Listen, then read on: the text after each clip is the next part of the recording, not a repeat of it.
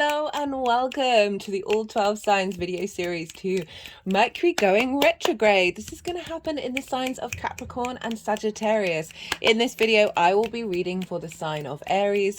My name is Chloe. I work with card divination astrology and I channel energies through my body. So I just paused because I had to restart the video because I nearly said card domination and then I nearly said it again rather than divination. So there's something going on there potentially with you Aries. Okay.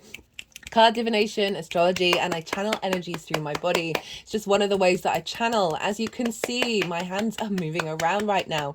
This is independent of my conscious thought, drawing in energies from different dimensions to help us heal, help us clear stack energy, and open up portals to source to help us get in alignment with our soul's true frequency.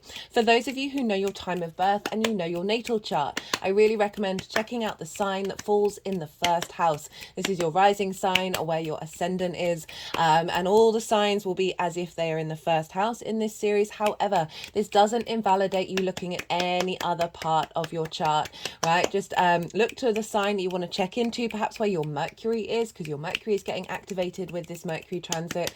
So look to wherever that sign is in your chart, look to the house that it's in, the themes of that house, and apply those themes to the messages that come through. It's as if the connotations of that sign of your in your natal chart have now all moved to the first house. So take what resonates and leave what doesn't.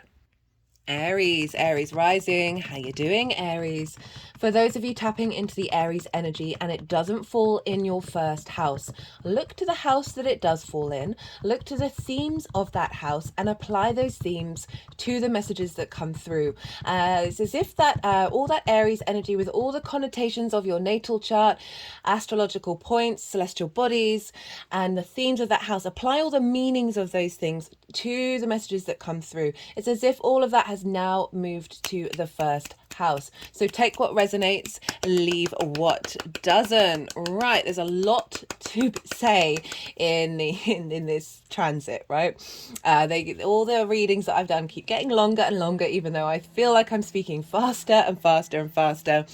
It's a little complicated because Mercury is retrograding in 2 signs. So there's lots of layers here, but there is repetition. So the more that we go over it, it's like the retrograde, the more that we go over it, the deeper the knowledge that we have and everything all comes together. So do bear with me with all this information. I just want to let you know the dates, the degrees, the astrological aspects, they're all in the description box. So you don't get yourself overloaded with all that information and think you've got to write it all down. It's all there, so you can go and check that out and then perhaps write it in your diary and then see what comes up for you during this cycle. So this Mercury retrograde is happening in the signs of Capricorn and Sagittarius. Now for Aries, wherever Aries falls in your chart, right, I'm going to break down what kind of aspects are being made with both of these signs. So Capricorn is a fellow cardinal sign, and this is squaring your Aries energy wherever it is in your chart. Squares are an aspect of Mars. And Mars can bring about conflict, drama, and frustration, winning at all costs. Why is that? Well, this is a 90-degree angle. They're pushing heads against one another. So Aries, you are fire, you are yang in nature, but you are cardinal. Capricorn is earth and it's yin in nature, but it is cardinal. So this is both these signs think they do the cardinal energy the best. And this is where, but they're coming at it from very different angles, different elements and different natures, right? The yin or the yang. And so this is where there may be a bit of conflict. There may be a bit of drama. They may be trying to win at every cost. A bit of competition between these 2 areas of your chart. However, Mars represents motivation and drive, putting things into action, and the flip side of a square, which is a hard aspect, this involves a little bit more hard work, but it's manifestation energy in this 3D time frame that we're currently aware of, right? Without friction, which is the other side of the square, we wouldn't have atoms rubbing up against one another, creating time and space. So it's forging things in the fire to manifest in the 3D world that we're very consciously aware that we're in. So we've got this square energy that is manifesting and activating at the beginning of the retrograde. and then at the end, and then the middle of the retrograde is in the sign of Sagittarius, which for you, Aries, is a fellow fire sign. So this is an aspect of a trine. A trine is an aspect of Jupiter. This is a soft aspect, so it's one by one of the benefics. It's more free-flowing, easy energy than that of the square of Mars. Jupiter and trines can bring elevation, wisdom, expansion, a sense of deeper knowing. Now, why is that? So unlike the square, it's the reverse of a square. So you're both fire signs, so you're same element, you're both yang energy. So you've got those two baselines in common, like the roots of you in common, but you're coming at it from different modalities. Aries, you're a cardinal, you instigate, there's an element of leadership, of beginning things. And Sagittarius is mutable, very adaptable, very changeable. So this is where the cohesion, the deeper understanding come in, because you're not having to jump through so many hoops. There's a deep understanding of one another, but you're coming at it from different angles. So you're broadening perspectives, you're bringing a deeper sense of wisdom. And with trines, when we have that wisdom, that free-flowing, inspirational energy, we can then tap into this sense of abundance, this sense of luck, this sense of expansion, and opportunities showing up. So those are the kind of aspects that are happening wherever Aries is in your chart. I am pulling cards. Oh, let me rewind a second. So this retrograde, kind of important, okay? So this is the final retrograde in the sign of Capricorn with Mercury, with Pluto, right? Pluto's going to move into Aquarius at the beginning of next year. It's then going to dip back down into Capricorn, but there won't be a Mercury retrograde. So this is the final one in our lifetime. For the next 7 lifetimes, Pluto's transit is roughly 7 generations. So this is a big deal. There's a lot of things being transformed, fears being transformed into magnetism and power with this transit. And even though they're quite far away from each other in the sign of Capricorn, Pluto is currently at 28, will be at 29 degrees, and then finally leaving into Aquarius. And Mercury's only going up to 8 degrees. They're still in the same sign, so they're still impacting one another. So that's one side of the retrograde. Is also marking a shift of moving from earth signs to fire signs. So this year we had a Capricorn retrograde at the beginning of the year, we had Taurus, then we had Virgo, now we've got a bit of Capricorn but a lot of Sagittarius, and next year will be Aries, and then a little bit of Virgo, and then Leo. So we're really shifting into the fire signs, Aries. So this is activating the grand fire trine for you, wherever Aries falls in your chart. So those are sort of big shifts and changes that we have with this Mercury retrograde.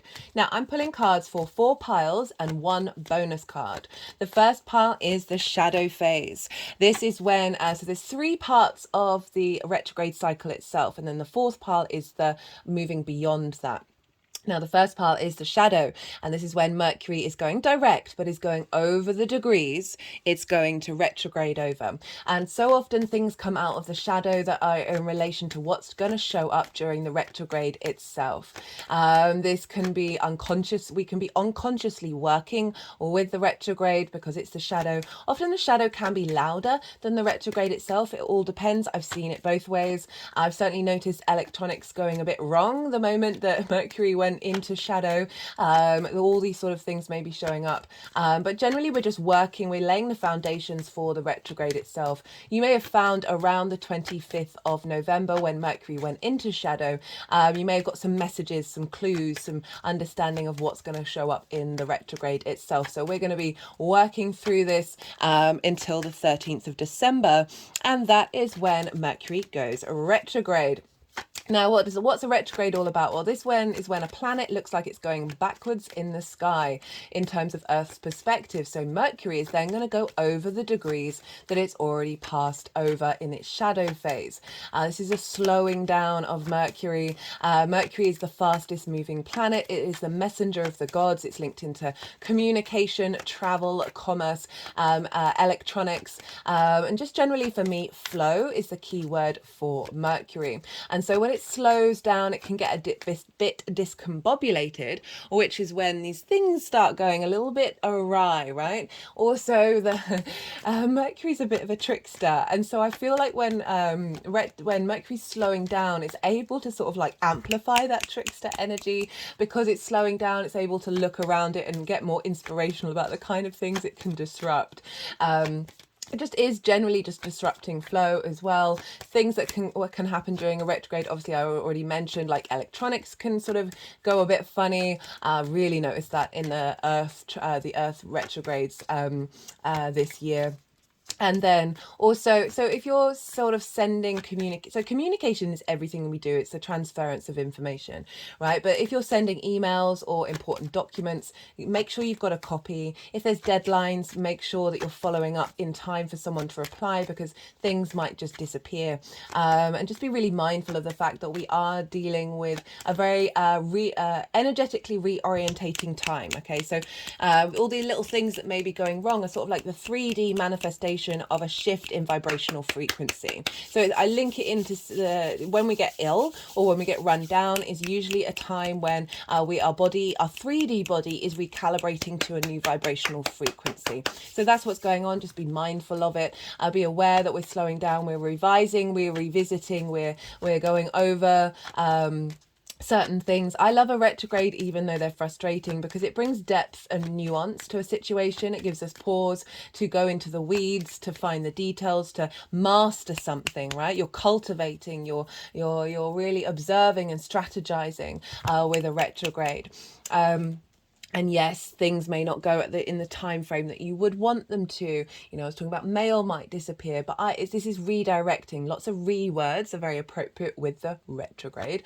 And it's often the universe is redirecting things that actually serve the higher vibrational frequency that's coming in with the retrograde phase. So just bear that in mind. Like I've seen like mail go missing and then turn up when it actually needed to turn up, where it has the most resonance.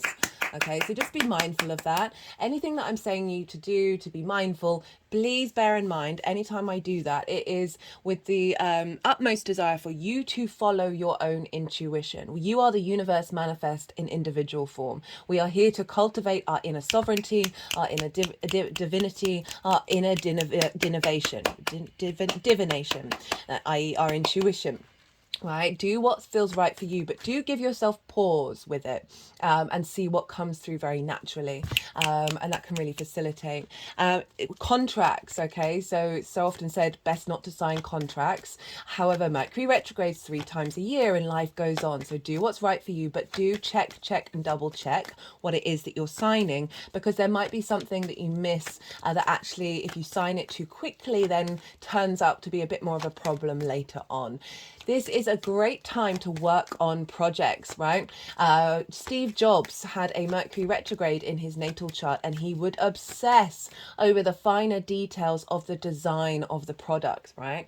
You think about, I'm not an iPhone, I've never had an iPhone, but I've held an iPhone plug in my hand, and there's just such a satisfying quality to it. So you think about that when it comes to the retrograde, that you are establishing that craftsmanship, that mastery, that detail, that refinement. Oh, hey, Aries, in whatever's going on in your chart, whatever's going on for you. Yes, it takes time, but it's worth it, because the quality that comes out the other end is of magnitude compared to just rushing ahead. If we all were direct all the time, more sort of yang energy all the time, we would miss things. We would miss side quests and information that would then deepen our understanding of who we are and why we're here, and however that shows up. So yes, it can be frustrating, but it is worthwhile in the long term.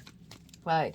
It can also be revising not only just physical contacts. It's a great time actually to write contracts, to do projects where you're going over the details over and over and over again. But it's also contracts with other people as well, and contracts with the way that you collect information.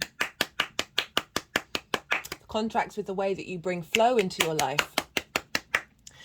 So it can be like soul contracts. It can be, so often people may show up in your life during a retrograde in order to share a bit of information, or so that's one of the things that I see most commonly, is people acting as vessels, as Mercury, of messages. They're giving you messages. They may not stick around in your life for a long time, right? This is just all of a sudden they may pop in and then pop out again. You know, sometimes I see it like sharing a piece of information to help remind you of a part of who you are that you may have forgotten, or bringing up a situation, an old soul contract where you would have previously been okay with that, but now you've evolved, you've moved on, and it doesn't serve you anymore. And it's able to help show you the journey that you've made, the distance that you've gone. It can also be people coming into your life where you're having conversations in order to deepen a longer term understanding of one another. Or it can be people showing up who are new but part of an old cycle, or part of a new soul family but new contract. That is then part of a longer term cycle. It all depends. Like all of them can show up, or none at all. It really does depend on your particular chart. You'd have to have a personal reading in order to get into the depths of that. And so yeah, a revision of contracts for this retrograde. This is the second time around, so you've already got familiarity to it, so you can bring nuance and depth to however that's showing up in your life. And I'll get into more detail for Aries rising in a minute. The third and final phase of the retrograde cycle is the direct motion. This is happening on the 1st or 2nd of January, depending on where you live. This is when we get more momentum. We're not in yin energy. We're not in observation and cultivation energy. We're now taking more direct action into the future. But it's still part of the retrograde cycle. So yes, you might see things start to manifest around this time of everything you've been working on and have more momentum. But I find it's not until we get to pile 4, which is when Mercury goes beyond the degree that it retrograded over, is when things really start to kick off, right? Because you're entering a new chapter. You closed out that retrograde cycle, everything that you've learned from it, and then you're applying it moving forwards.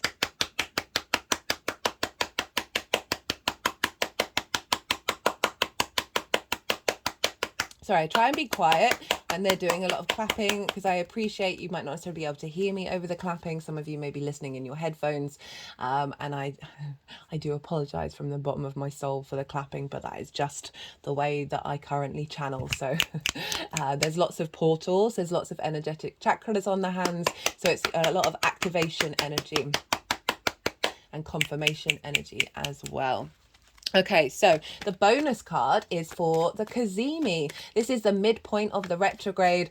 This is when the Sun and Mercury conjoin one another. And this is happening on the winter solstice on the 22nd of December, which is a big portal. I'll talk more about that in the second round when I bring in the astrology. And this is a really powerful moment when the vision, the clarity, the purpose, the will of the Sun, that divine light, that inspirational light is feeding into Mercury in order to give you clues and understanding of any sort of roadblocks or difficulties you may have had with that retrograde. This is now when we've got some more information to help develop and move past those roadblocks and really integrate moving forward. So this is when Mercury is moving from the evening star, which is more yin energy, more looking to the past, cultivating, observing, strategizing, bringing depth and nuance, to the morning star, which is more direct action, more the extrovert, more looking to the future and taking action. So even though it's the midway point, we're still in the retrograde, we are now looking to the future and taking more direct action to activate that future intention of the vibrational frequencies that are being downloaded into you during the retrograde phase. So the bonus card is the energy that you're going to be receiving from the Sun to Mercury. Right, so those are all the piles and everything that is going to be come out in the tarot. Now let's start getting into the weeds of the astrology. So we want to focus on Aries rising. Where is this showing up for you? So Capricorn for you is in your 10th house. This is squaring your Aries energy, which is how you embody your sun or your moon in your actions and your deeds, depending on if you've got a day or a night chart. This is your body, your vitality, your character, and often how other people see you, because they see the lens in which your sun or moon is embodied, right? Rather than behind the scenes of that potential cognitive mind or your emotional body, your intuition. So they're seeing more that another outward expression of that. And so this is the house of self, right? This is how you embody yourself. And the Capricorn energy, where Mercury is going to be starting the retrograde and ending the retrograde, is in your 10th house of life purpose, your guiding star, your North Star, your magnetic pull towards that. You may not even know what it is yet, right? But it's still that thing that's inherently within you that is you are being pulled towards. It's the most visible part of the chart. It's often linked into reputation and how the outside world sees you, as also very importantly your career. However, career doesn't necessarily mean life purpose, right? Like sometimes your career can just facilitate it. It all depends on your soul's journey. So that's the 10th house. These are angular houses. These are pivot points in your natal chart. They 1st, 4th, 7th and 10th, they act as the cross on the foundational structure for which the rest of the chart is sort of navigating around. So this is a big transit for you, Aries, because it is happening it's instigating in your 10th house. So Capricorn, collective earth sign. There's a sense of authority and integrity with Capricorn. It's linked into longer term cycles.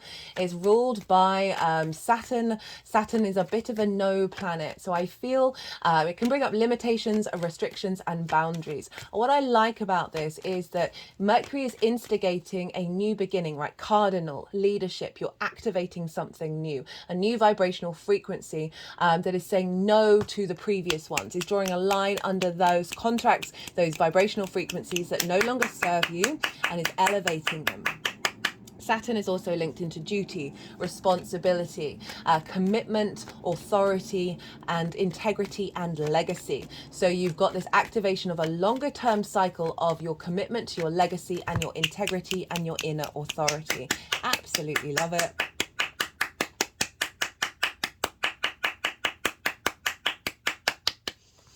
And so we want to look to where Saturn is, because whatever's going on with the ruler of a sign is impacting the signs that it rules. And Saturn is for you is over in your 11th house, sorry, 12th house, 12th house, the hidden house, the house of mysteries. Now, Aries, I've done 3 Saturn transit series. For Aries rising, Saturn is in your favorite, it's in its favorite house. It loves being in the 12th house. You might want to go and check out at least the first series and the third series. So the first series, this is a longer 2.5 year cycle of Saturn. Saturn in Pisces, Saturn with Neptune, Saturn in relation to Jupiter, because Jupiter rules Pisces. So wherever Jupiter is impacting what's going on with Saturn.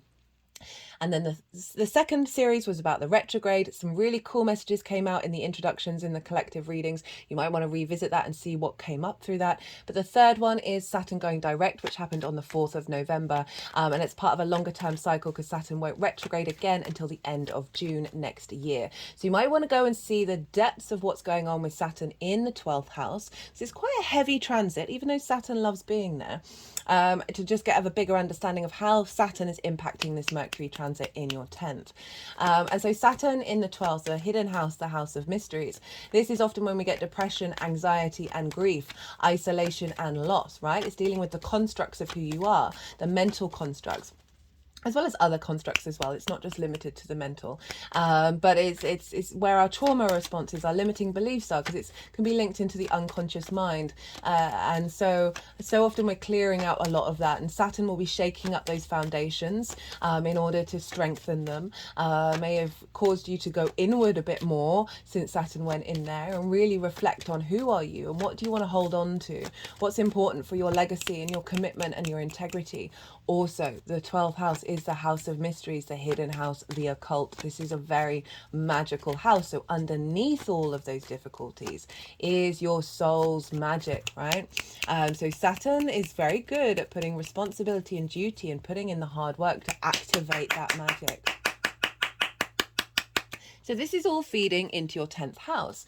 So what does this mean? Well, this means that Saturn is facilitating releasing any unconscious limiting beliefs and trauma responses around your life purpose and what it is that you want from that, around flourishing in your career, around visibility, any sort of blockages that you have in your unconscious mind. They're just sort of doing weird things with my head, and my fingers are now at the hairline, at the base of the skull. Okay, now really like in the middle of the nape of the neck at the base of the skull. Sorry if I sound weird. They're sort of also tipping my head backwards.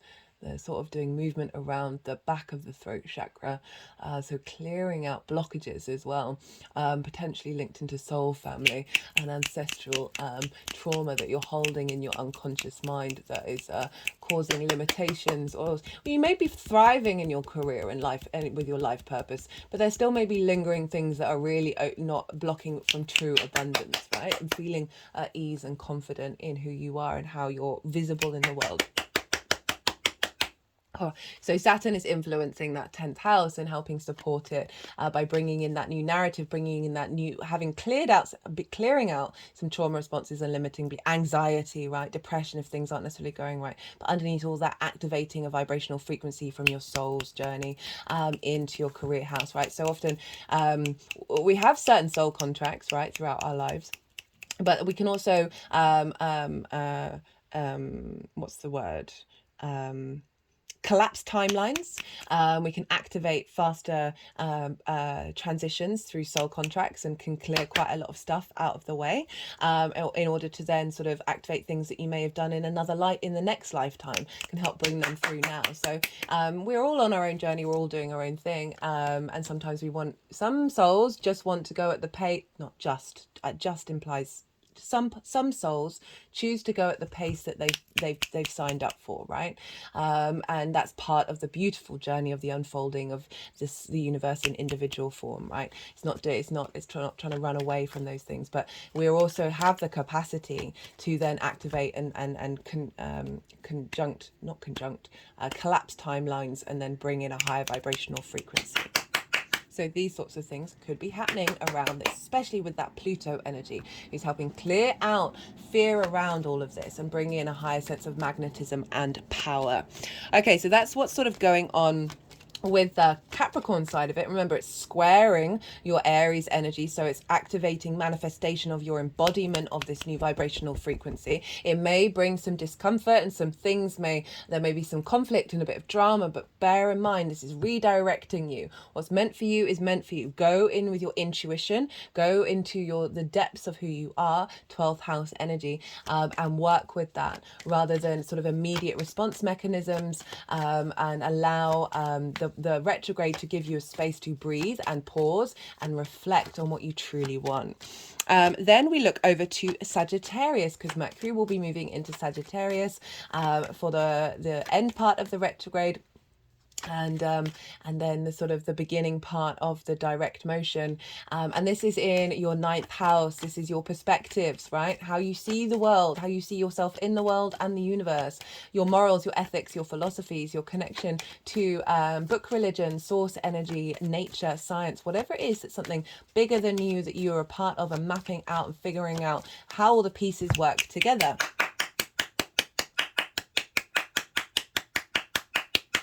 It's also linked into mastering of something, mastering of a perspective. And by doing so, we're then able to share that with others. It's linked into teaching. It's not about changing people's minds. It's about providing information so they can see how they want to change their minds, right? We're not trying to force things onto other people. It's also about living somewhere for a longish period of time or permanently that is in a landscape that is unfamiliar to you. So that is often linked into foreign travel. But it also can be linked to, I use the example of the fact, say you've lived in a city and then all your whole life, and then you decide to go and live in the countryside. That is in the same country. That is a different perspective. You're still bringing in a different perspective. This is also living in a landscape, a metaphorical, figurative landscape of perspectives of a dimension, right? So bringing in other dimensional realities and perspectives that perhaps are unfamiliar to you, but actually inherently very familiar to your soul. Okay, so Sagittarius is ruled. So we've gone from the no planet of Saturn in Capricorn, of instigating cardinal energy, long-term legacy energy, moving into Sagittarius, which is mutable fire, ruled by Jupiter, who is more the benefic, right? The yes planet, very jovial, very generous, very expansive, lots of wisdom. So now we're adapting. We're with this instigating energy. We're now adapting and moving and shifting and changing and and allowing some more fluidity, allowing more perspectives to come in, allowing the shift and change, recalibration to come up, before then moving back into Capricorn. That's then going to fully instigate that moving forward. So it's a lovely combination of then Jupiter providing a little bit more play, a little bit more joy into your life, that isn't necessarily so serious of the Saturn energy, but they're both combined, and they're both the outer visible planets, the furthest visible planets to the naked eye. They're longer term cycle planets. Jupiter is 12 years, Saturn is 30 years. So this Mercury retrograde is being tied into longer term cycles here. Now we want to look to where Jupiter is, because, rewind. This is trining your Aries energy, your first house, so your embodiment of self, your sense of who you are, your character. So we've got this square manifestation of elevating your vision of your life purpose and your career and your reputation and your visibility, then feeding into a trine, which is providing wisdom and expansion of your perspectives of who you are based off of this new frequency of where you're headed and what you're doing. And then you're able to embody that with this retrograde.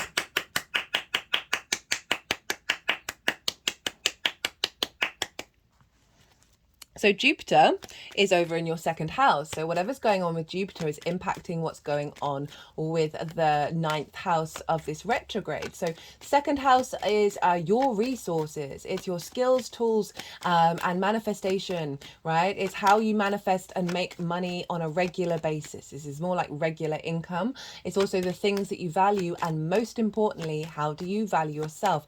I've also done a Jupiter in Taurus transit series. Admittedly, I only went up to it was only the first direct motion. I didn't do one for the retrograde, but it still might be very useful to have a deeper understanding of what Jupiter's doing over in your second house if you've not caught that already, and so that will add on a deeper understanding of this retrograde itself. So Jupiter moving through the second, this is a deeper, Jupiter's been retrograde for a while now, and it's going to be retrograde until right towards the end of the retrograde cycle with Mercury. So we've had Jupiter is expansive, there's wisdom, there's a sense of abundance, there's a sense of ease and flow and opportunities. However, Jupiter's being retrograde, and when Jupiter's retrograde, it can be a questioning of everything, of an expansion internally rather than expansion externally, and it can see restrictions around that external abundance, right? So it may be that you've really been perhaps working on your skills and your talents in order to make money, but you're not necessarily seeing that manifest in like say a raise or something, or an uptick in how you're bringing in money. You may be then questioning how you value yourself and really deepening that understanding, and it may just have felt a little heavier. Taurus's fixed energy of like things not quite moving forward or expanding in the way that you would like them to. Okay, so bear that in mind. But Jupiter is bringing a deeper sense of wisdom, a deeper sense of knowing of your innate value and the skills and the resources that you have in order to manifest in the world. So all of that is feeding into your ninth house of getting this new perspectives, right? These new perspectives coming in alignment with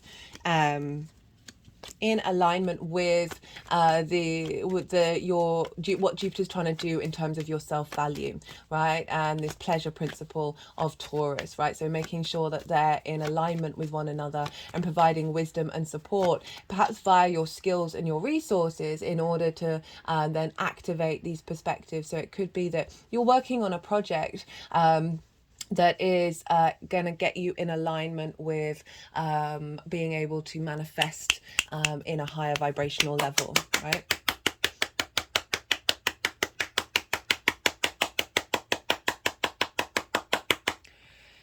Ooh. Okay, so that is the sort of general energy floating around for Aries. Now I'm going to go over and get into the weeds of the astrology of what's going on. So we've got the shadow phase. This is from the 25th of November. So we've already entered this. This happened a couple of days before the Gemini full moon. That's significant for two reasons, which I'll get to. But the shadow phase, you might want to go back and look around the 25th about what clues you got in relation to this retrograde for you. You may have had someone message you. You may have had someone message, like just downloads come in or ideas pop into your head. It may have been that you've been able to communicate in ways that were more elevated, as well as seeing blocks around your ability to communicate in a way that facilitates you. Right? It can be both sides of the same coin. What we're releasing and what we're elevating. So as I said at the beginning, so often with the shadow phase, things may have been louder. So if we're thinking about the 10th and the 9th house, this may be just maybe there may have been a hint at work of something about a new project coming in, or a new position coming in as well, that isn't necessarily going to manifest until later on at the end of January next year. This can also be about perhaps somebody appreciating you in the way that you work, right? It may have just come out of the blue, and it may have helped you sort of realign to that new frequency, as well as clear energy around not perhaps being visible or not being seen. Other things that may have come in is just maybe a new redirection in the way that you look to your career and what it is that you need from your life or your life purpose. So as I said, someone can just come in and share information, then disappear again to help activate in a certain framework. So it's all going to be very specific, obviously, to each individual. Also a realignment of perspectives. You might have been watching something or reading something or thinking about something where it just completely opens up your perspectives, and helps you navigate and go, okay, well, that's changed what I think about where I'm headed and what I want for my life. Now, the reason why that Gemini full moon is important is because Gemini is ruled by Mercury, and so Mercury would have got an upgrade with that full moon. There would have been a completion of something, and an elevation of something. And so I just realized sorry, I stare out the window while I'm reading. I just realized that the flame has gone out. Luckily, I pre-prepared and brought another candle. Sorry, Aries. Let's relight that flame for you. Okay, it's making me think maybe that happened for a reason that I didn't notice for so long. That you may have felt that your flame has gone out a little bit, and this is a reinvigoration of that flame.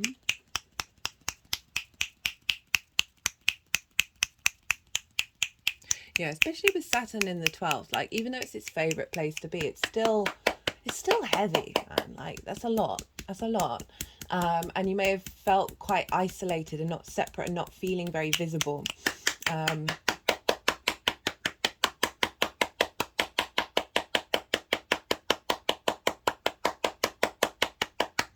What was I saying? Oh, goodness me, this is what happens to my brain. Now I've completely forgotten what I was saying before that flame went out. I'm just going to pause and so, like, for me, I find it best not to think about it and just let my mind go clear. So I'm going to pause and see if it comes back to me. Gemini full moon.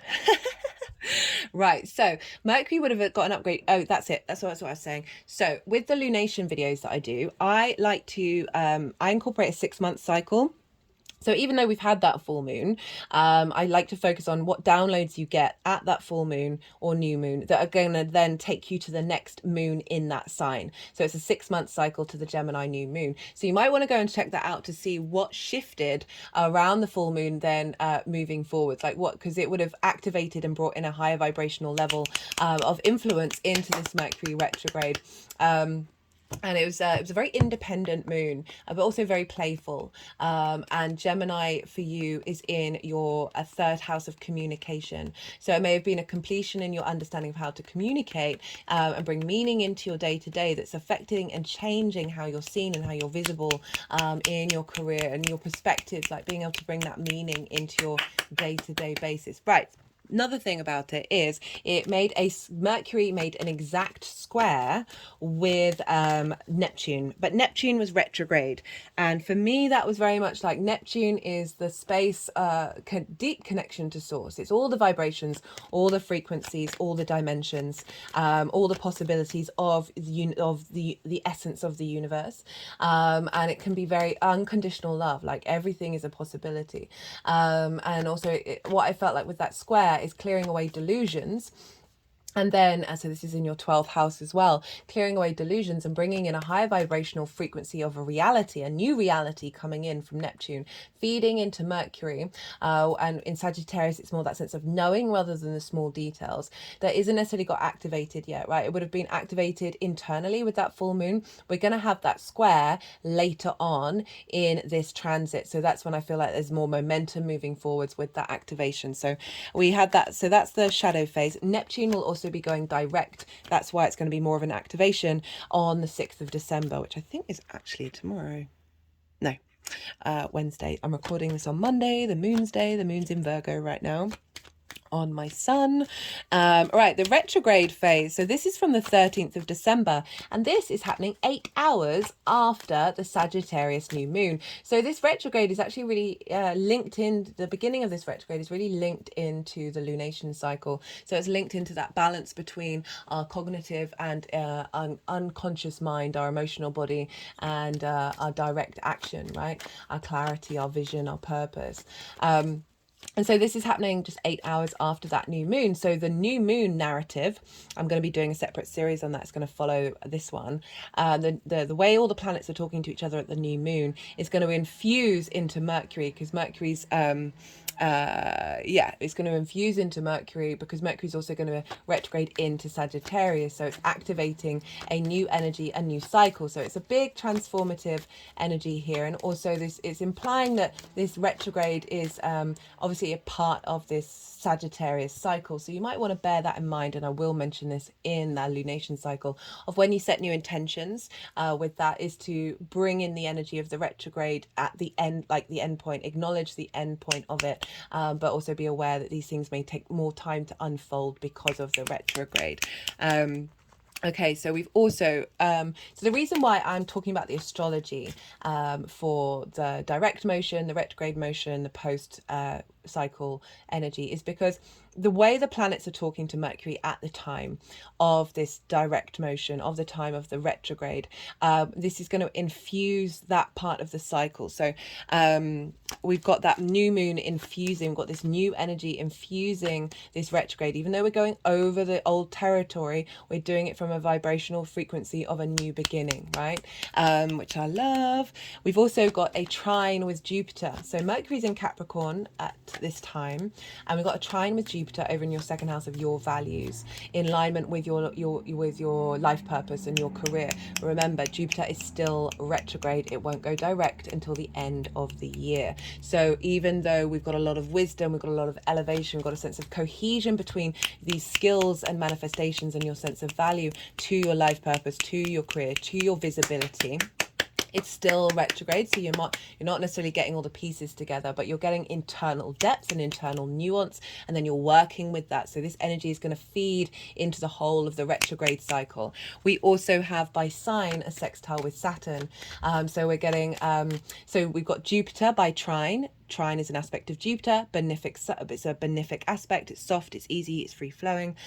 We've got a sextile aspect of Venus, another benefic, again a very soft, free flowing energy with Saturn in the sign in your 12th house. And so this is creativity, this is appreciation, value, love, harmony, grace that Venus is bringing in with that sextile with Saturn and Mercury. So we're getting your long-term commitment to the strengthening of your foundations in your unconscious hidden mind, both your unconscious and the magic coming forward into your life purpose and your career, right? So magic is everything, right? Everything is magic. We're all channelers, we're all healers, we're all intuitives. We just do it in very different ways, very unique to our each individual form. So this is, even if you're like, oh, I don't channel, you do, you really do. You just it might not seem as stereotypical as hands waving around, right? So this is a support network happening from those two outer planets, right? Then this is where the duplicates come in, because not only are Saturn and Jupiter impacting Mercury by rulership of the signs Mercury is retrograding in, but also by aspect at nearly every stage of this retrograde. Again, the outer planets, the longer term cycle planets, are really influencing this transformative retrograde that we're having. Love it. Love it, love it, love it, love it. So Saturn getting creative with new understandings of that which is hidden from you, releasing love languages and blockages around your ability to truly embody your life purpose, right? Any blockages around visibility as well. These things are by aspect of Venus, your Saturn is harmonizing your unconscious mind with where you're headed. So this is bringing in a deep sense of intuition in the actions that you take for the long-term legacy of your career and your life purpose. And then we've also got a sextile with Venus. So we've got Jupiter and Venus, the two benefics, making positive aspects to Mercury at the time of its retrograde activation, as well as the sextile with Saturn. Now Venus is over in Scorpio, and this is your 8th house of the give and take between you and the outside world, right? This is transformative energy. This is a sense of reciprocity, the giving and receiving. This is inheritance, right? This cosmic and 3D inheritance. This is bigger chunks of money, so like bonuses and commission. So this might be a thing that shows up with this retrograde that you then work on a project and put your perspectives into it. That could be a really significant thing for you, Aries. This also is mortgages, loans, where you're dealing with the resources of the outside world, right? So it's rather than the regular money that's coming in in the second. This, as you know, I said cosmic inheritance, 5D as well, like Edgar Cayce was a very famous psychic. It's a very magical house, the 8th house. Edgar Cayce was a psychic, very famous psychic who had a stellium in his natal chart in the 8th house. And so this is the give and take between you and the outside world, you and the individual, anything other than you, you'll give and take with that. So that's also source energy, right? So this is time, money, things, energy, intimacy, creativity, ideas. So it's this balance of the give and take between you and the outside world. Sometimes we can give too much, sometimes we can take too much. Sometimes we feel like we're not supported by the outside world. Venus moving through there is just generally giving the outside world's relationship to you a bit more charm, a little bit more ease, but very transformational. There's an intensity there, the desire to get to the depths of things, and Venus giving you the confidence to be able to do so and then release that which no longer serves you. So that is feeding into this Mercury retrograde by way of sextile. So there's a sense of harmonizing of the outside world's resources and your relationship with you and anything other than the outside world, being in more flow, in more grace, in more love with Venus into your career house, your visibility, your life purpose. So as I said, life purpose, not necessarily career. It could be going and living in the middle of nowhere. It could be writing a book, or whatever it is, or building something that's so important to you. What that has nothing to do with your career, but your career just facilitates it. But with this aspect with Venus is bringing in some harmony from the outside world in this project time, in this revising retrograde. So very positive aspects with this retrograde cycle. Now the direct motion, this is happening on the 1st, or I'm just going to pause for a second. I've got something a bit in my throat.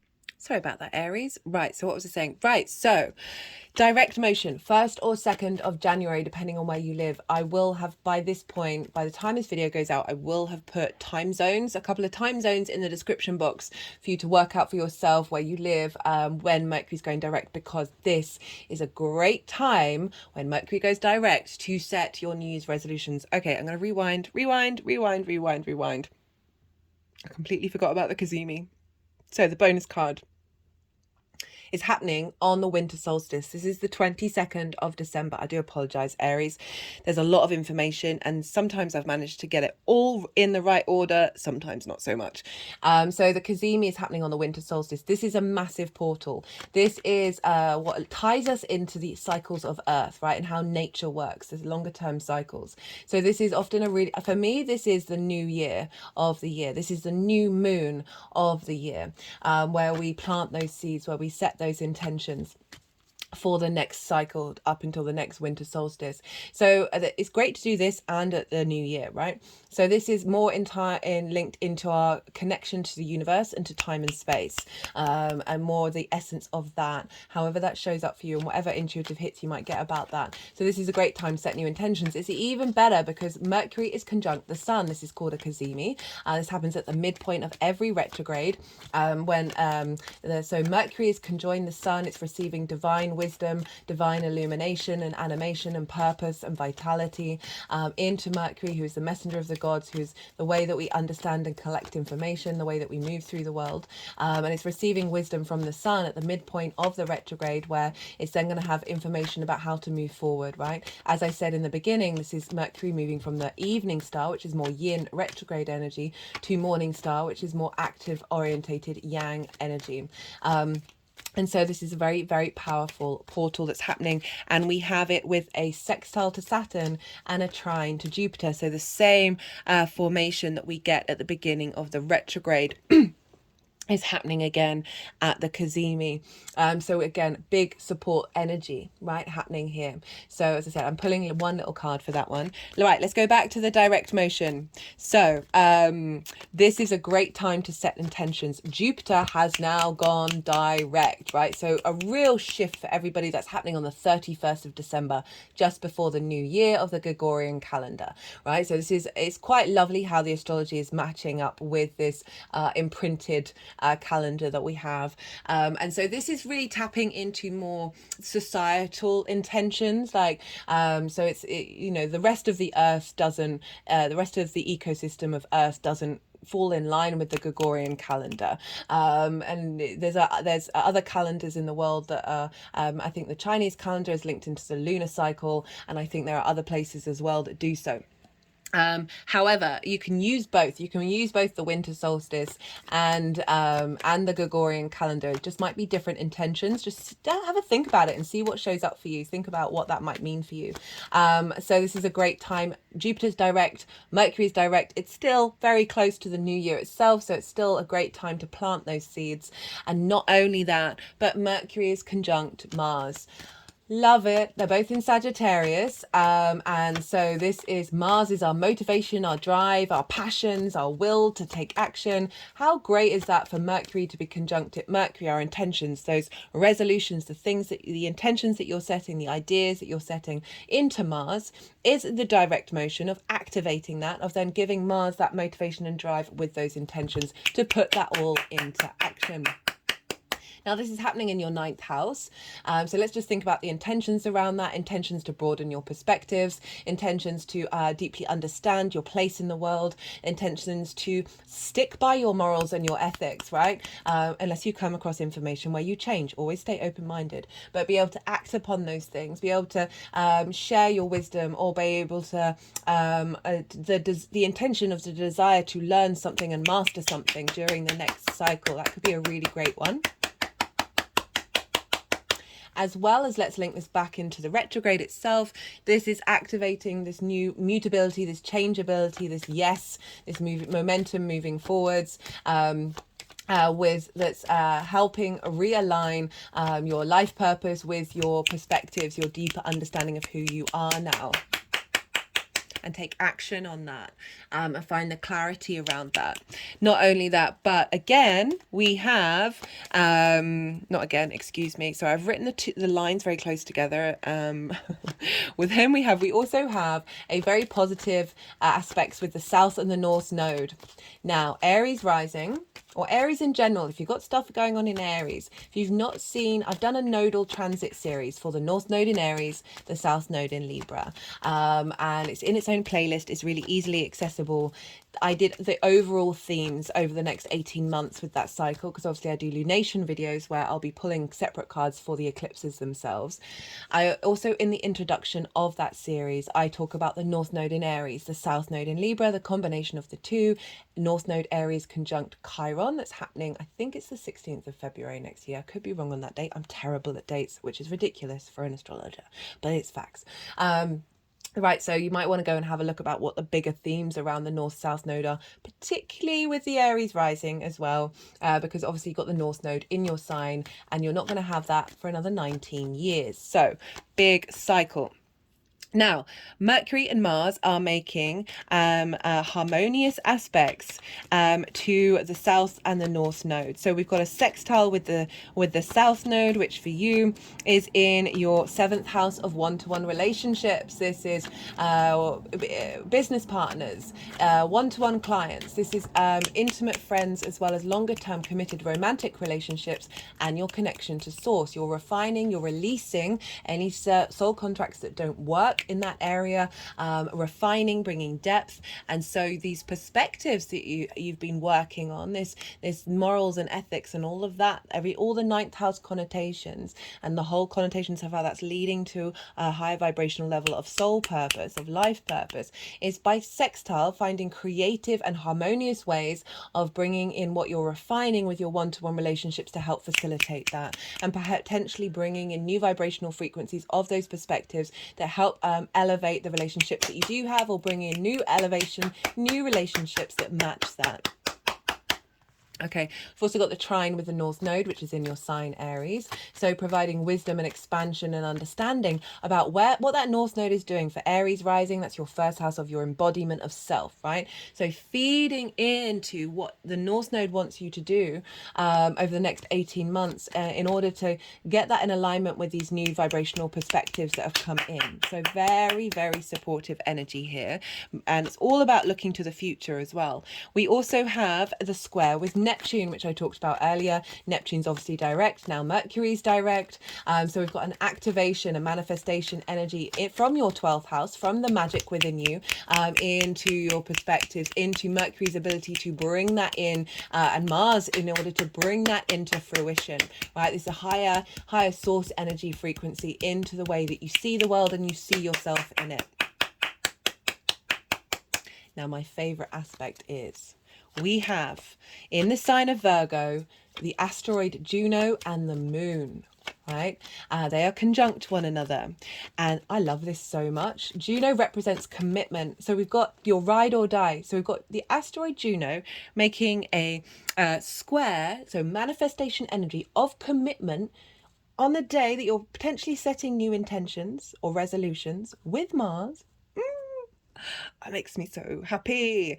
With the moon, making sure that your needs are being met, that you are being nourished, that your intuition is on point on how to put things into action. And Aries, you have Virgo in your 6th house of work, health and routines, right? The adult in the room, right? You're committing to embodying yourself in the way that you work. You're committing to a routine that is facilitating this growth of who you are and what your perspectives are and where you're headed. A real recommitment to your health as well. So that's great for just general New Year's resolutions.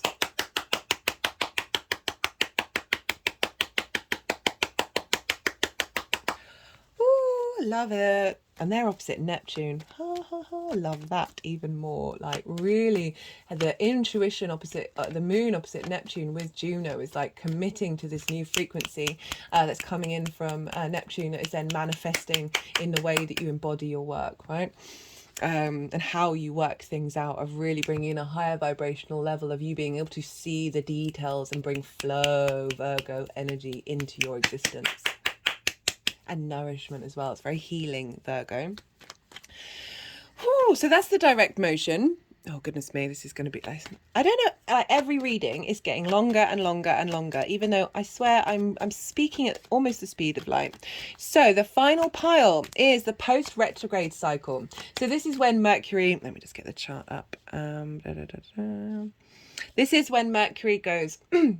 beyond the degree that it retrograded over. This is the new chapter, no, the new section in your book life, right? We've gone through the 3 chapters. Now we're at the end of a cycle, and now Mercury is moving into a new one. So often this is when things really start to kick off and get going in relation to everything that you have been working on over the retrograde itself. Yep, we got a flipper. And so this is on the 21st of January. And again, Mercury is conjunct Mars, but this time in the sign of Capricorn.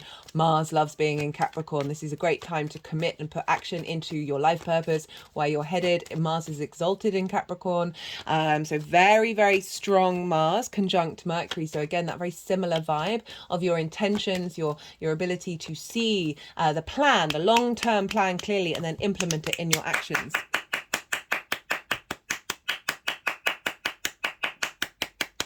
Also, on this day, the sun enters Aquarius with Pluto.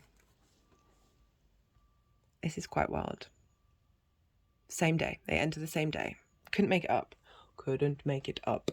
And so this is pretty powerful. That's activating your hopes and your dreams and yeah, that's gonna be wild. But I just want you to know, right, there's a magnetism with that that's showing up, that's for like activating your ability. Again, what I said, that actions and the power that you're drawing towards you in relation to your hopes and your dreams, that transformational energy that is linked into your life purpose and your career. And it perhaps could be linked into friends, groups and alliances as well, of having more collaboration with other people, being received and visible by other people as well, of where you're headed and what you're doing and your reputation and like being valued, because all of this is coming back to Jupiter, who's still in your second house of how do you value yourself. Okay, so we've got that conjunction with Mars. We also again have the trine with Jupiter, but this time Jupiter is direct. So we're really getting some manifestation energy in being valued, in expansion of your resources, your skills, your tools, your manifestation, right? And again, really how you value yourself. And that inspiration energy, that elevation, that cohesion, that deeper knowing of what you have within you is then propelling you forward in the post retrograde cycle. We also have the sextile with Saturn as well. So again, reinforcing this strength of character within your unconscious mind, this magic that's coming through that is helping activate this new vibrational frequency moving forwards. It's absolutely wild and I love it. I love it so much. Okay, so that's kind of everything that I wanted to say. Do look to where your Mercury is in your natal chart, because that will be getting activated. And so look to the house that Mercury is in, and the themes of that house, because those themes will be playing a role in what's going on in this retrograde for you on a personal level beyond this general reading. Okay. I think that's everything that I wanted to say, but they're still shuffling, which means not all the cards have come out. So we've just had the, oh, hello.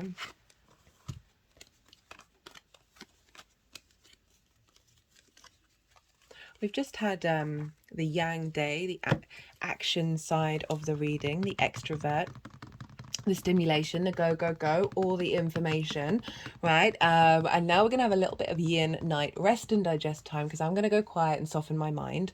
I'm going to let the energies move through me. They're going to move the cards around. They'll do some energetic work. Then they'll put them into the piles, and then I'll come back round and I'll bring in the astrology into the tarot. And I call you to do the same. You've just had loads of information. Let that all settle. Don't try and force it. Remember, it's in the description box. And just see what intuitive hits come up for you while we have a moment of stillness.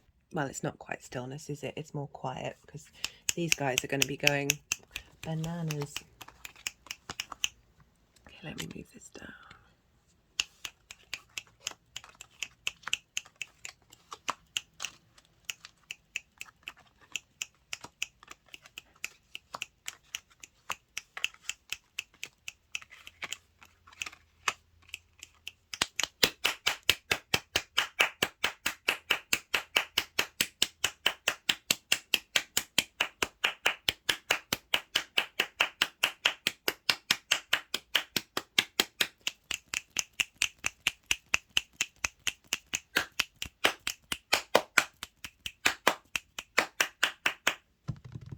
Still, it's not very quiet either.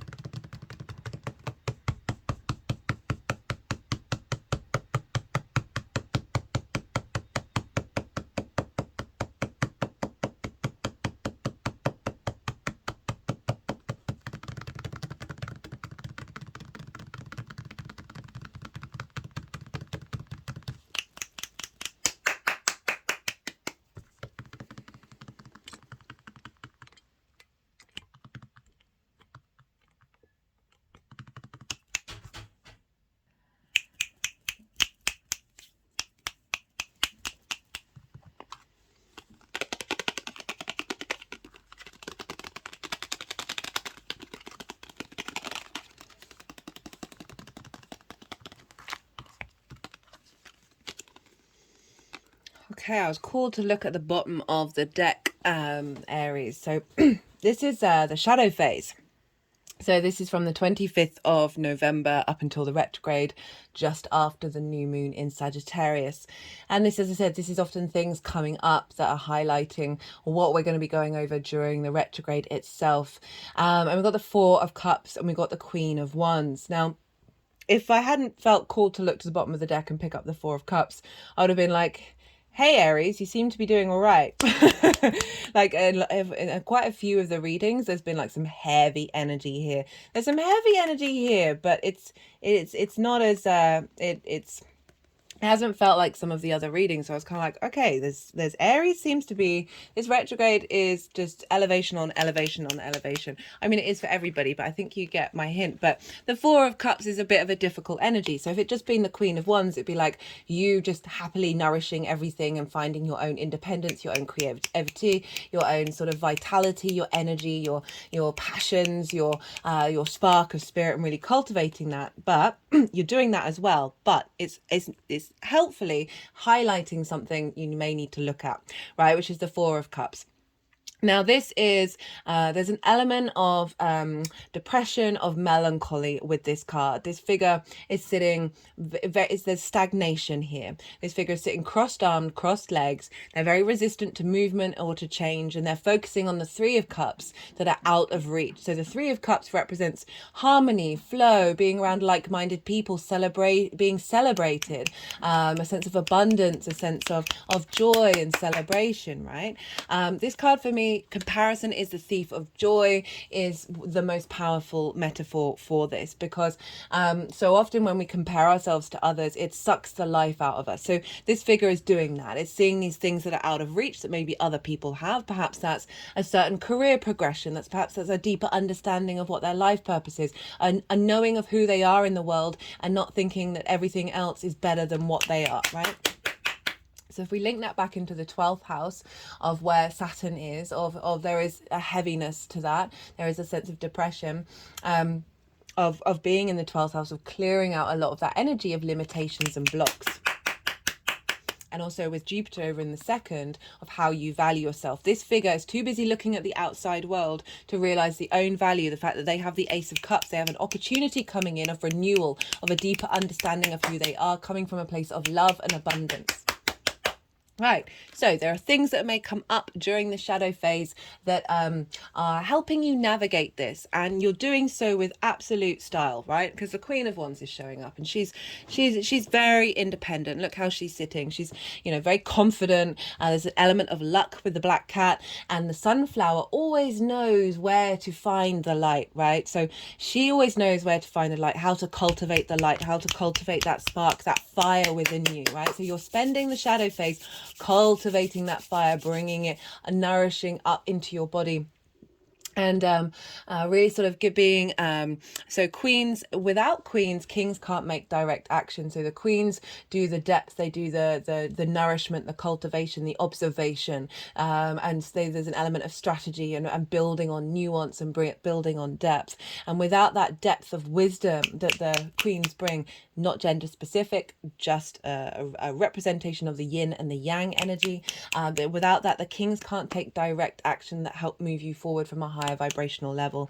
So I love the fact that the Queen is showing up at the beginning of this cycle, because it is saying you are embodying this cultivation energy of fire, right? You know, that Aries energy, that nourishment that you're giving to yourself, of really allowing yourself the time to work through. You may not be feeling this very strongly, but if you are, you've got support here, but if you're not, it's still we can still have, even when we've done the work on something, we can still have little threads of nuance of what that emotion feels like. So it could be during the shadow phase that people come into your life that trigger memories of old feelings of this, right? Help you go, okay, well, I've moved on, but there's still this little niggle that I need to work on. And the Queen's really saying, you've got this, you're going to be able to do it. Just give yourself pause, really go inward and cultivate your inner space.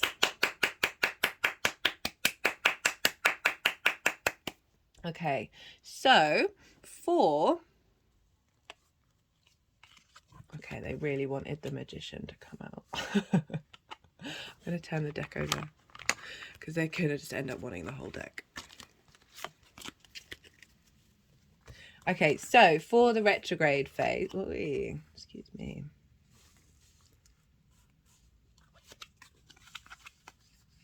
Just give me a minute while they decide what they want to do with it.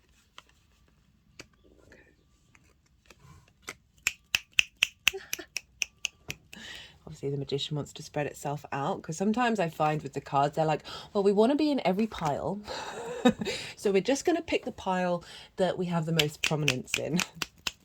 Okay, so I'll stop messing around. We have the retrograde phase, got the 10 of Wands, crossed by the Tower with the 8 of Cups. Really like this combination. I'm getting big, strong energy come through with this, of like, remember Pluto's involved here, of clearing out cycles.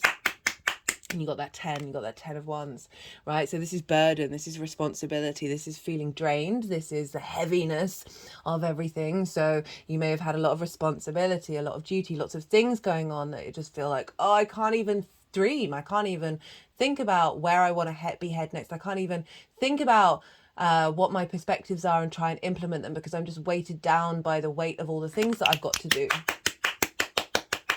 Remember, what I really feel with this retrograde is you being able to implement your integrity, your morals, your ethics into where you're headed, and your visibility, right? And really being able to embody that. Now, hard work's not a bad thing, right? It's how we look at it. And with this, coupled with the Tower, which it feels like it's clearing away that sense of burden, but still allowing you to have the capacity. This figure is, as an absolute G, right, is a champion, because it's able to carry those 10 Wands a long distance, right? That shows determination, grit, willpower. However, look, they're hunched over. Their eyes are on the ground. They can't even see that the day is a beautiful day, right? So this is what I feel the Tower crossing it like this is. So this is the retrograde, what you're revisiting and going over and clearing out. Now the Tower crossing it, I love the Tower. This is Mars's card. Aries risings, one of your ruler is Mars, one of your rulers is. So this is also Uranus, I also feel. You see here all the chaos is happening at the top of the Tower, right? The foundational structures are still strong. This is clearing away that which doesn't serve you, right? That which has had an authority over you that is no longer relevant. So I feel like what's being cleared out is that sense of burden, is the heaviness. And what is still remaining is the ability to commit and do the work that you need to do. Now, this could be something that actually happens during the retrograde that feels like a bit of a Tower moment, but it is redirecting you. It's helping reorientate you. It's not the strongest energy that I'm getting through with these cards. It does just energetically feel like the Tower is helping you clear out internally a perspective around what this looks like. And so this also could... I'm not really getting that energy. I was just thinking about a project. You know, sometimes a project could come up with that 10 of Wands, of feeling the heaviness of a project that you may be in, and something comes along and sort of delays a certain aspect of that project, but in order, it's redirecting you to a better place, right? I like to focus more on the energies of you, but it is important to like give realistic 3D reality stuff show up. And then we've got it with the 8 of Cups, right? And so the 8 of Cups is about leaving something that feels comfortable, right? That could be a comfortable situation. For some of you, this might be leaving a job, right? Do what's right for you. Obviously, don't just everybody go quit, but, revolution, everybody. But for me, so this is it's something that to the outside world may seem really good, but actually doesn't serving you. However, the way that I read this card is these are your unconscious responses, right? Because it's water, it's emotions, it's our instinctive hormonal responses to the world around us, and it's often linked into sort of trauma responses and limiting beliefs. They're just sort of doing work around the back of the neck, around the back of the throat chakra, and at the base of the base of the skull and the top of the spine. That we think about Saturn over in your 12th house, and I think this is Saturn in Pisces. I can't remember. I still haven't really learnt that. I feel like it's more of an organic thing when you work with tarot. You've got to go with what comes to you. That Saturn over in Pisces in your unconscious space, you know, I said about clearing out trauma responses and limiting beliefs, that we learn those from a very early age, and they are often soul contracts that we've already engaged in, ancestral stuff that we've already signed up, that then transmute, that then get recreated in the 3D world in the same way as our natal chart is exactly that, right? That these things that are love languages, and I say love because love is in everything that we do, it's not just about romance. They're like the dynamics in which we show up for ourselves, like it can lead to, that can be actually neglectful and disruptive, right?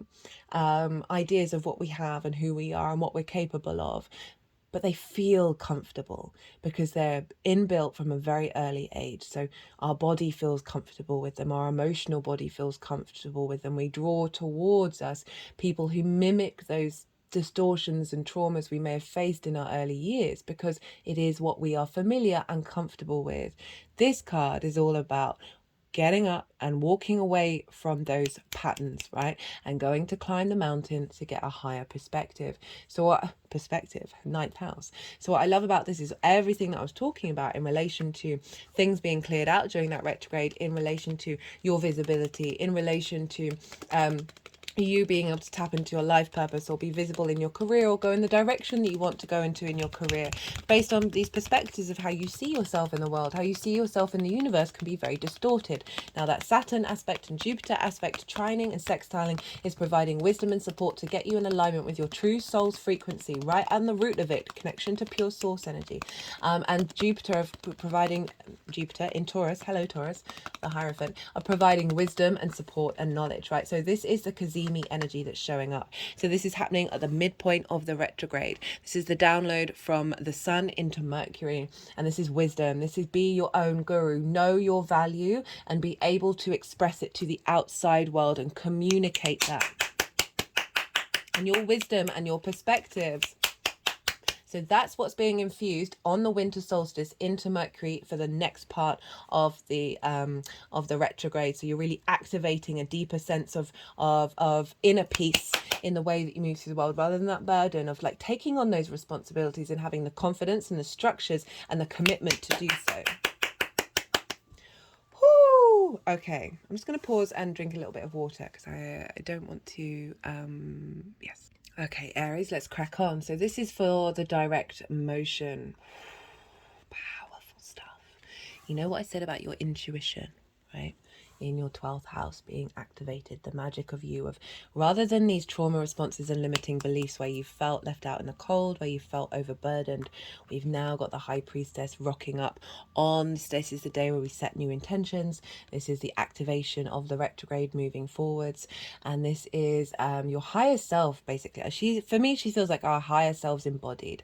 The higher self draws towards you, has a deeper knowing of all the stories and all the narratives that we're going to engage in, and of drawing towards you situations that serve you. There's a sense of faith here, of a deep knowing, a deep wisdom that is pulling things towards you. So this is the forward momentum of Mercury now in the sign of Sagittarius, of your perspectives, of having faith in the path that you are on and where you are headed, and being able to tap into your intuition with that Saturn aspect and feeding into this new vibrational frequency of you having confidence in who you are and what it is that you're doing. You're not second guessing yourself. She doesn't compare herself to anybody else. She knows the good, the bad and the ugly. It's all part of the flourishing of the soul. 8 of Wands, 4 of Pentacles, King of Cups. So, interestingly, we had the Queen, this nourishment, this observation, this cultivation in the retrograde phase, and now we've got the King in the direct motion. So we've got alignment. This is saying this momentum moving forwards, this direct motion is bringing you into a state of alignment. Things are going to be changing around you. And this, the High Priestess underneath is like, go with the flow. Go with the flow with what's happening. Trust in what's happening. But also overall alignment. Rather than that 10 of Wands where it's a burden, now those ones are all in the same direction. You know where you're headed, even on whether it's conscious or not, like on an unconscious level in your deep intuition, whoosh, with the Four of Pentacles and the King of Cups. So this is inner sovereignty. Inner sovereignty, the Four of Pentacles, which then gets expressed in the 3D world. This figure has a crown on them. They've got pentacles over their feet chakra, heart chakra, and crown chakra, which is drawing in the alignment of your chakras into the 3D world, right? And being able to create and manifest and bring stability into the 3D world.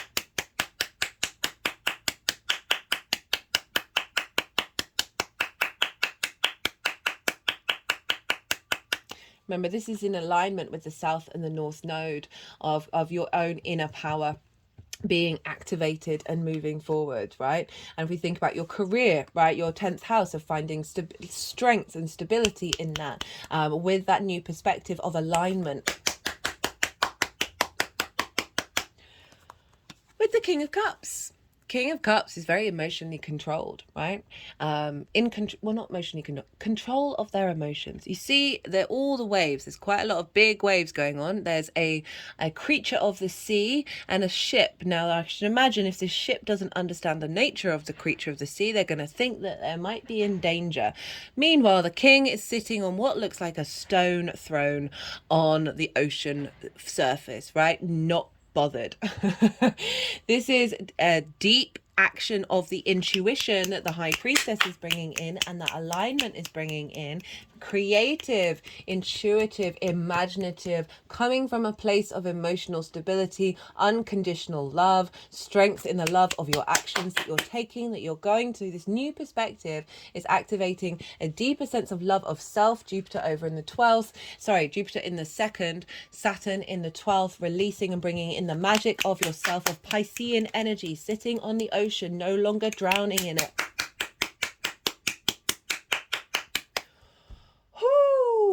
Fab. So that's the direct motion. So you're cultivating all of this energy within you, and really finding the confidence to take the action instinctively about what it is that you need to do moving forwards. And that's reinforcing and going to be reinforcing and establishing that just generally in your form, even though it's just for this part of the cycle. The more that we implement this, the more that it becomes second nature to us. Like, these transits don't disappear. They're still within us at all times.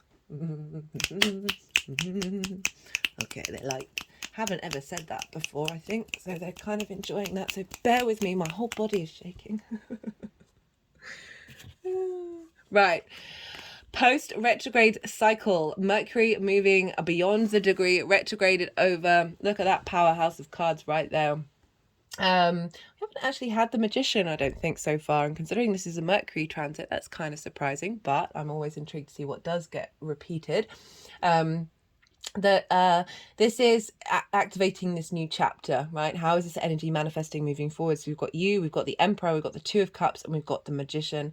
The Emperor is that inner sovereignty, that confidence, the King of Kings, like deep wisdom, and really truly knowing your own individual ability to make actions and take actions from a place of inspiration and wisdom, right? There's a real strength to this card. There's a real sense of authority, of knowing your own inner sovereignty, inner authority. It's a build on that Four of Pentacles, of not second guessing yourself, right? In the best possible way. Always be open to other information.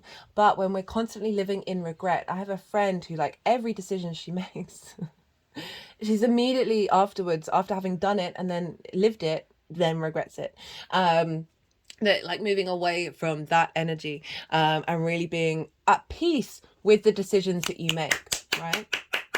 And there's real confidence of your perspectives of who you are and how you embody that in how you're visible. So there's a real sense of visibility in your authority.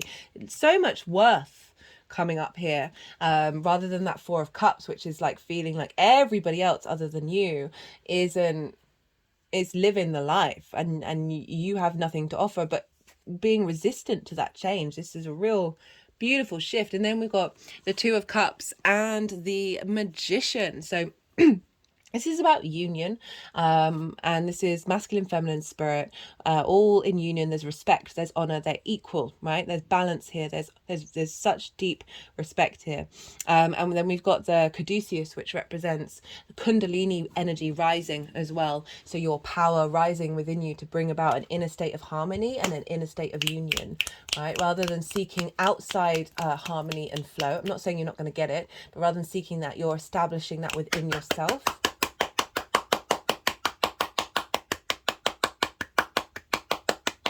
And what like union with spirit, union with the world around you, union with your life purpose. You still might not be conscious of it, but it feels very intuitive that you are taking steps towards it.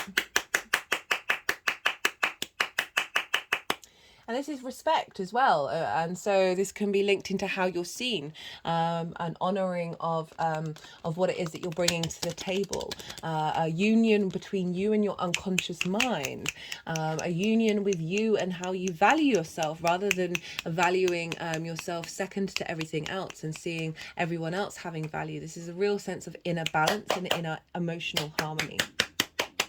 With the Magician, you have all the resources that you need in order to manifest in the world.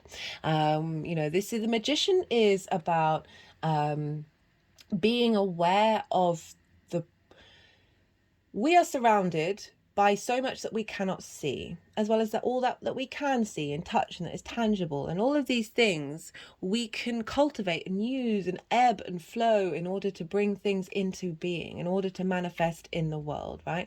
It's got the infinity symbol above its head. This is about having a sixth sense about what you need to do in order to take action that will propel you forwards, right?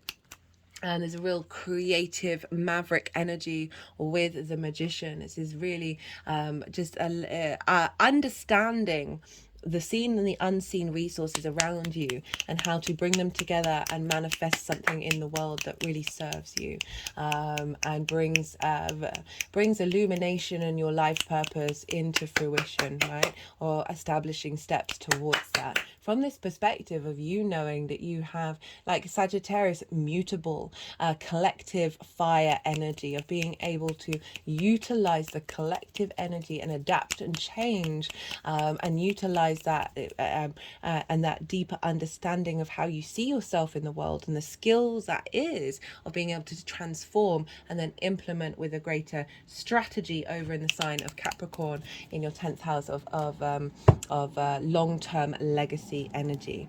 Right, I'm going to pull some clarifiers for you, Aries. Let's see what wants to come through for Aries.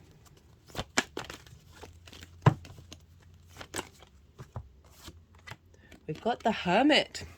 Truth, great guide, facts, wisdom. It's odd, when I read that upside down I saw grace. Now this is in your 6th house of how you work, how you embody your work. You're finding the truth in that and you'll be able to commit to that. Remember, Juno and the moon are squaring that on the new year. That you're able to then draw in that wisdom of your individual self and then apply that to how you take action moving through the world. Right, let's pull another clarifier for you, Aries. Again, the Hermit isn't looking out into the world. The Hermit is a very independent energy. It's almost sort of isolated. I don't remember the last time this card came out in any of these readings. Follow your dreams, Aries. Follow your dreams. Do not look out into the world to compare what's going on in your own life with others. Go inward. Focus on that inner space within you. Keep doing things little bit by little bit by little bit, but genuinely just... This is giving you time to cultivate and contemplate, moving away from burden, right? And opening up to a deeper intuition that is guiding your dreams forward. Okay, Aries, I'm going to leave it at that. Goodness me, 1 hour 30. I would say I'm sorry, but I'm not. Be good to yourself, Aries. Be good to those around you. And most importantly, be well until we meet again.